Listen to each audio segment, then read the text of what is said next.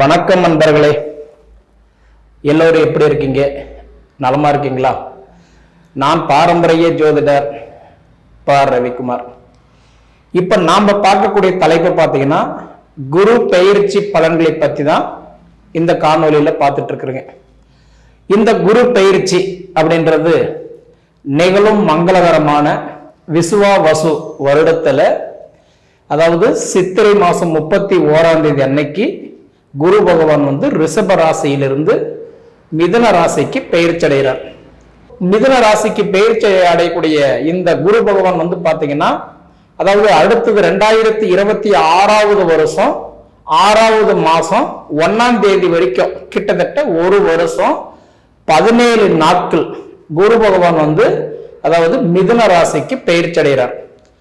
அப்படி பெயர்ச்சி அடையக்கூடிய இந்த காலகட்டத்தில் பாத்தீங்க அப்படின்னா, காலச்சக்கரத்தின் முதலாவது ராசின்னு சொல்லக்கூடிய மேச ராசியில பிறந்தவங்களுக்கு இந்த குரு பெயர்ச்சி சாதகமா இருக்க போகுதா அல்லது பாதகமா இருக்க போகுதுன்றதை பத்தி தான் இந்த காணொலியில பார்த்துட்டு இருக்கிறோம்.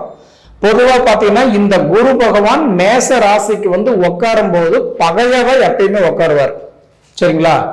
ஆனா கோச்சாரத்துல 2 கிரகம் சேரும் போது உங்க ராசிக்கு அதிபதி செவ்வாய் பகவானும் இந்த குரு பகவானும் 2 ஒன்னா சேரும் போது குரு மங்கள யோகம் ஏற்படுத்தக்கூடிய கிரகம் தான் இந்த 2 கிரகம்.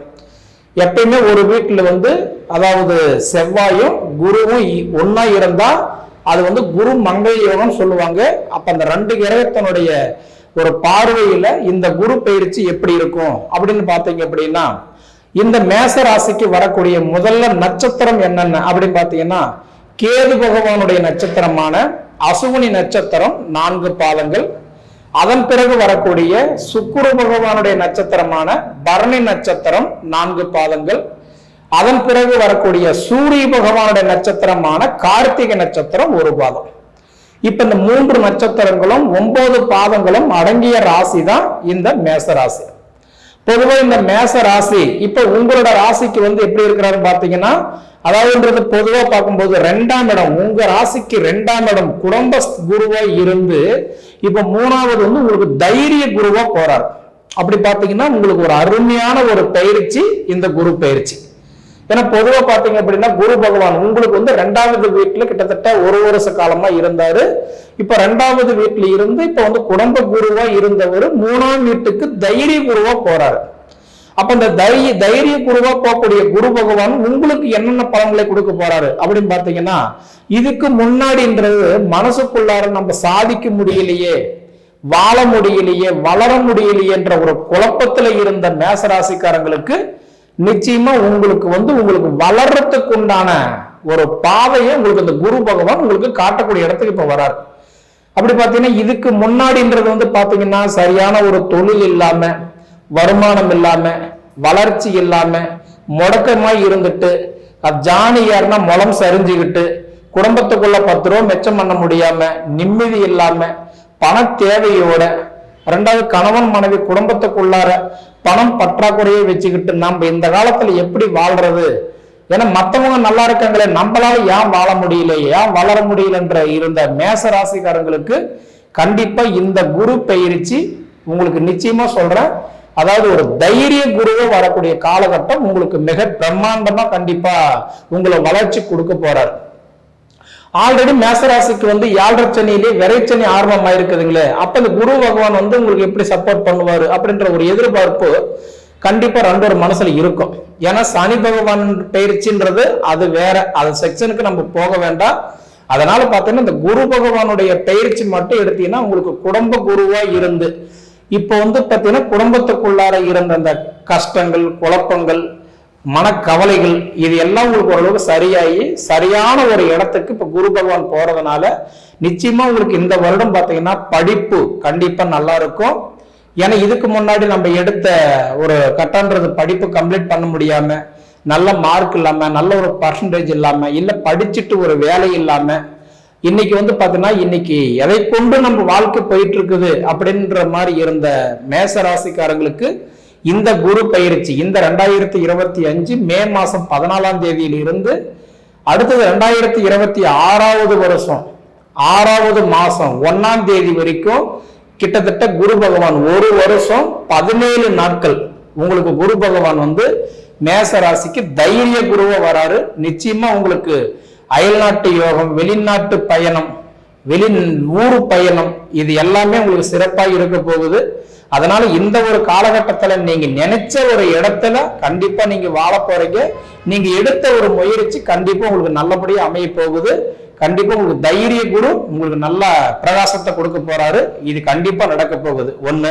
அதே மாதிரி தைரியம் பிறக்கக்கூடிய ஒரு தருணம் தான் இந்த தைரிய குரு.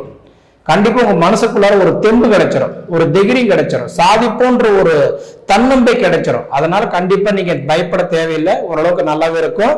அதே மாதிரி வந்து பாத்தீங்கன்னா விழிப்புணர்வோட நீங்க இருந்து ஒரு படி கண்டிப்பா ஒரு முயற்சி எடுத்தீங்கன்னா அந்த எடுத்த முயற்சிக்கு உண்டான பலன்கள் கண்டிப்பா உங்களுக்கு ஜெயமாகும். சரிங்களா? அதே சமயத்துல பாத்தீங்கன்னா இன்னைக்கு உங்க ராசிக்கு 9வது வீட்டுக்கும் 12வது வீட்டுக்கும் அதிபதி தான் இந்த குரு. 9வது வீடுனா தனுசு ராசிக்கும் அதே மாதிரி மீன ராசிக்கும் இந்த 2 வீட்டுக்கும், தனுசு ராசி மீன ராசி, இந்த 2 வீட்டுக்கும் அதிபதி தான் இந்த குரு பகவான். அப்ப 9ஆம் வீடு உங்களுக்கு பாக்கியஸ்தானத்துக்கும் 12ஆம் இடம் உங்களுக்கு விரயஸ்தானத்துக்கும் இந்த 2 வீட்டுக்கு அதிபதி குரு பகவானா இருக்கிறதுனால கண்டிப்பா உங்களுக்கு அதாவது ஒரு சில பாக்கியங்கள் நீங்க எதிர்பார்த்துட்டு இருப்பீங்க. புத்திர பாக்கியம், திருமண பாக்கியம், 2வது தொழில் முன்னேற்றம், இல்ல சொந்தமா ஏதாவது வண்டி வாகனம் போடலாமா, ஏதாவது வீட்டு வேலையை ஆரம்பிக்கலாமா, இல்ல தொழில் தொடங்கலாமா, இல்ல இந்த உடல் உபாதிகள் இருந்து வெளியில வரலாமா, மொத்தத்துல என் கடன் பிரச்சனை இருந்து வெளியில வரலாமா, இந்த மாதிரி நீங்க எதிர்பார்க்கக்கூடிய மேச ராசிக்காரங்களுக்கு கண்டிப்பா சொல்றேன் உங்களுடைய வாழ்வாதாரம் உங்களுக்கு நல்லாவே இருக்க போகுது. நீங்க நினைச்ச மாதிரி கண்டிப்பா உங்க வாழ்க்கையில வாழ போறீங்க, இதுல மாற்றமே இல்லை. சரிங்களா? இப்படி இருக்கக்கூடிய காலகட்டத்துல பாத்தீங்க அப்படின்னா பொதுவா பாத்தீங்க அப்படின்னா உங்களுக்கு ஆயுள் ஸ்தானத்துக்கு அதிபதி செவ்வாய் பகவான் தான், உங்க ராசிக்கு அதிபதி தான்.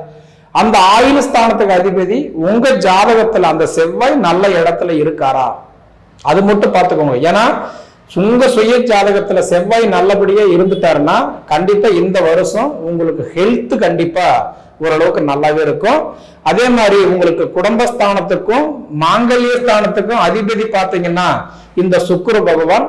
இந்த சுக்கிர பகவான் வந்து பாத்தீங்கன்னா உங்களுக்கு திருமண காரகனே சுக்கிர பகவான் தான். உங்க சுய ஜாதகத்துல தொட்டு பாருங்க, சுக்கிர பகவான் நல்லா இருக்கிறாரா, நல்ல இடத்துல இருக்காரான்னு பாருங்க. ஏன்னா சுக்கிரன் வந்து உங்க ஜாதகத்துல நல்லா இருந்தாதான் திருமணங்கள் பார்த்துக்கிட்டு இருக்கக்கூடிய மேச ராசிக்காரங்களுக்கு திருமணம் நல்லா இருக்கும். சரிங்களா? அதே மாதிரி பாத்தீங்கன்னா புத்திர பாக்கியம். இப்ப நிறைய பாத்தீங்கன்னா மேச ராசிக்காரர்களுக்கு குழந்தை பாக்கியம் எதிர்பார்த்துட்டு இருப்பீங்க. ஆனா உங்களுக்கு எப்பயுமே புத்திர பாக்கியத்துக்கு அதிபதி சூரியன் தான், மாத கிரகம், நெருப்பு ராசின்னு சொல்லக்கூடிய சூரிய பகவான் தான். அதே மாதிரி உங்க சுய ஜாதகத்துல அந்த சூரிய பகவான் உங்க ஜாதகத்துல நல்லா இருக்கிறாரா? ஏன்னா எப்பயுமே ஒரு விஷயம் புரிஞ்சுக்கோங்க, பொது பலன் அப்படின்றது 10-12 கோடி பேருக்கு உண்டான ஒரு பொதுவான விஷயத்த நம்ம வந்து பொது பலன்ல சொல்லிடுறோம். ஆனா அதுல சிலர் வந்து குழந்தை பாக்கியம் எதிர்பார்ப்பாங்க, சிலர் வந்து திருமணம் எதிர்பார்ப்பாங்க, சிலர் வந்து பாத்தீங்கன்னா படிப்பு எதிர்பார்ப்பாங்க, சிலர் வந்து வாழ்வாதாரத்தை எதிர்பார்ப்பாங்க. எல்லாருமே ஒரே மாதிரி எதிர்பார்க்க மாட்டாங்க இல்லைங்களா? அப்படி பாத்தீங்கன்னா நிச்சயமா இந்த குரு பெயர்ச்சி உங்களுக்கு நல்லா இருக்கும். அது மாதிரி நான் கேட்கிறேன்னா குழந்தை பாக்கியத்தை எதிர்பார்க்கறீங்களா, சூரிய பகவான் உங்க ஜாதகம் நல்ல இடத்துல இருக்கிறாருன்னு பாருங்க. திருமணத்துக்கு எதிர்பார்த்துட்டு இருக்கிறவங்களுக்கு சுக்கிர பகவான் நல்ல இடத்துல இருக்கிறாருன்னு பாருங்க. 2வது உங்களுக்கு லாபஸ்தானத்துக்கு அதிபதி சனி பகவான், தொழிலுக்கு காரகன், தொழிலுக்கு அதிபதி, லாபஸ்தானத்துக்கு அதிபதி, இந்த 2 கிரகத்துக்கு 2 வீட்டுக்கு அதிபதி சனி பகவான். அவர் உங்க ஜாதகத்துல நல்லா இருக்கிறாரா அப்படின்றது கண்டிப்பா பாருங்க. சரிங்களா? கண்டிப்பா உங்களுக்கு, ஏன்னா சுய ஜாதகத்துல இந்த கிரகங்கள் நல்லா இருந்தா மட்டும்தான் உங்களுடைய திசா புத்தி நல்லா இருந்தாதான் நீங்க அடுத்த கட்டத்துக்கு அப்டேட் ஆகி போக முடியும். சரிங்களா? சரி நேயர்களே, கிட்டத்தட்ட நான் சொல்ற மாதிரி ஒரு வருஷம் 17 நாட்களுக்கு மேச ராசிக்காரங்களுடைய வாழ்வாதாரம் நல்லா இருக்கும். உங்களுடைய அதாவது பணம் வரவுகள் கிடைக்கும். அவங்களுடைய அதாவது ஜாதகத்தை பொறுத்த வரைக்கும் நமக்கு ஏற்ற தாழ்வுன்றது கண்டிப்பா இருக்கும். அதனால கண்டிப்பா பார்த்துக்கோங்க. சரிங்களா? சரி நேயர்களே, உங்க பொன்னான நேரத்தை ஒதுக்கி இவ்வளவு நேரம் என்னுடைய காணொலியை நீங்க முழுமையா பார்த்ததுக்கு மனசுல இருந்து கேட்டுக்கிறேன். நன்றிங்க.